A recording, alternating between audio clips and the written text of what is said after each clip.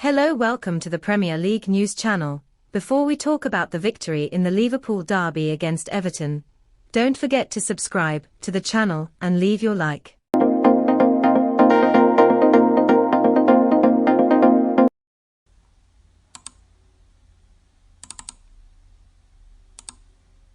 Sean Dyche's reign as Everton manager got off to a perfect start with a win over league leaders Arsenal at Goodison Park.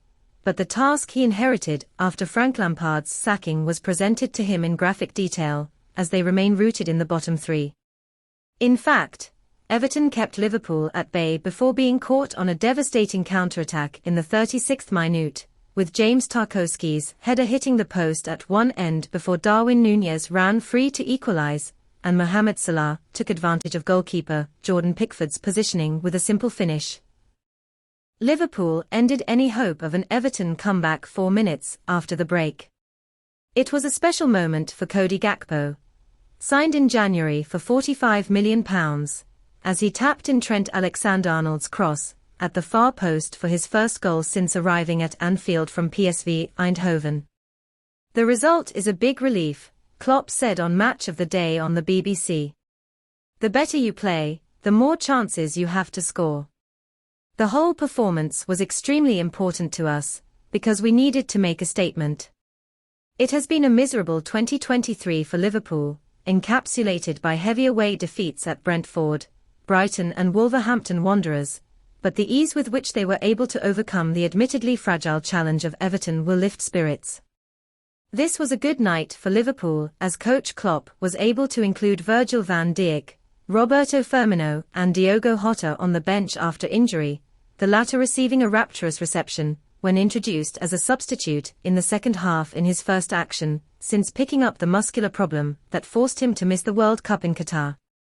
Firmino also had a late outing.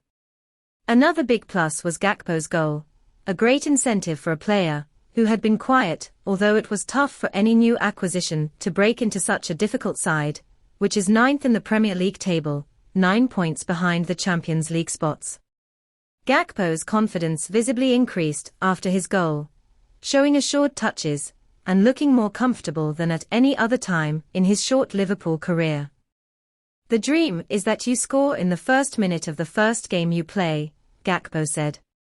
"In the end, I had to wait a bit, but I'm very happy to be able to score this one." Another big plus for Klopp and Liverpool was the excellent performance of 18-year-old Stefan Bajcetic, who showed surprising maturity in midfield with a comprehensive range of passes, a sure touch, and a willingness to get involved in physical exchanges. It was a complete display from the youngster.